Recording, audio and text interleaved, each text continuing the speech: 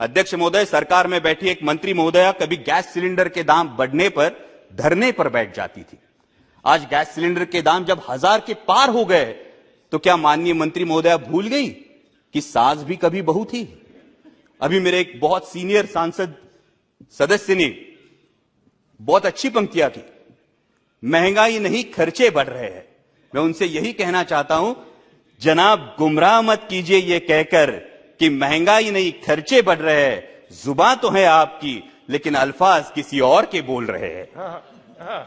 लेकिन इस बात पर सभी को सहमत होना होगा कि भूतपूर्व पंतप्रधान स्वर्गीय इंदिरा जी गांधी के बाद पूरे देश पर लंबे समय तक पूरे देश को प्रभावित करने वाले प्रधानमंत्री आदरणीय नरेंद्र जी मोदी ही है। इस बात पर सभी को सहमत होना होगा। लेकिन अध्यक्ष महोदय, इतिहास गवाह है कि प्रभावी व्यक्तियों का नुकसान विरोधियों से ज्यादा उनके अनुयायी करते हैं। इस बात का इतिहास गवाह है और इसीलिए सोशल मीडिया के अंधभक्तों से और सवाल पूछने के बजाय अपने में मशगूल रहने वाले मीडिया के कुछ नुमाइंदों से सावधान रहने में ही देश हित है।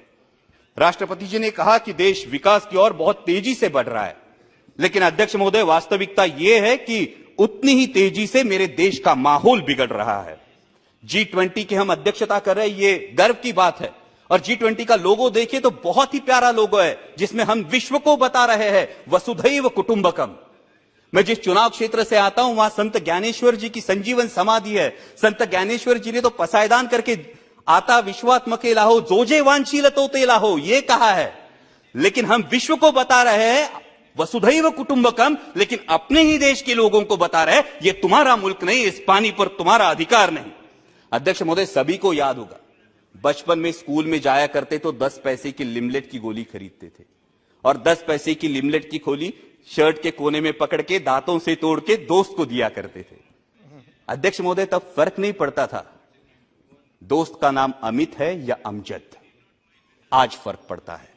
तब फर्क नहीं पड़ता था दोस्त दलित है या सवर्ण, लेकिन आज फर्क पड़ता है। देश का माहौल बिगड़ रहा है क्योंकि हिंदू मुस्लिम के साथ साथ दलित और सवर्ण ये दरार भी बढ़ते हुई दिखाई देती है। कभी हाथरस जैसी घटना होती है, कहीं स्कूल के बच्चे ने सवर्णों का पानी पिया इसलिए उसको पीटा जाता है, मूछें बढ़ाई तो पिटाई, दलित दूल्हा घोड़ी पे बैठा तो आपत्ति। किस विकास की दिशा में जा रहे हैं आप? हर किसी को अध्यक्ष महोदय अपने धर्म पर अभिमान होना लाजमी। 1 मिनट सर, लास्ट।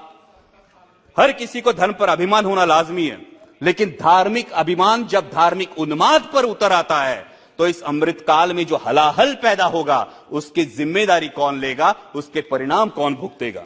राष्ट्रपति जी ने अपने अभिभाषण में जो सपना दिखाया वो सच होने के लिए हर देशवासी को यह समझना होगा अध्यक्ष महोदय कि यह देश सिर्फ 38% वोट बटोरने वाली किसी एक राजनीतिक पार्टी का नहीं, बाकी 62% देशवासियों का भी है।